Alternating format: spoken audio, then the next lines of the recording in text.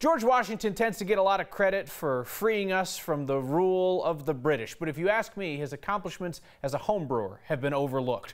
We will remedy this historical injustice with the help of our Ann Herbst and Avery Brewing in Boulder.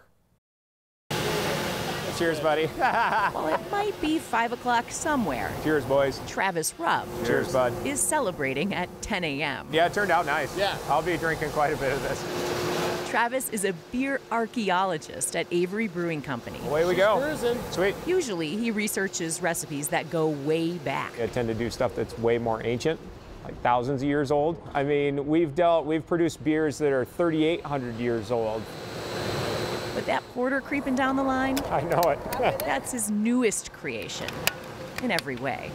We're dealing with a beer that's only about 250 years old. So this is the George Washington Porter. Travis traveled to the East Coast to read up on the beer George Washington brewed and drank. What I wanted to do is dive into it a little bit more from a scholarly perspective and actually try to recreate the beer a little bit more according to kind of the methodology he would use, the equipment he might use, and actually make a beer in the same way they might have done it in the 18th century. 2 years of research later, he and the team at Avery came up with this porter, just in time for President's Day. Working with Travis over the past couple of years, he's kind of proven that almost everyone in history drank beers. Yeah, what would George Washington think about what's happening here today? I think he would be completely kind of flabbergasted by, obviously, the technology we employ to make it, but at the same time, I actually think that he might be kind of proud of what's come of it. What do you think of the cans? Pretty sweet, aren't they?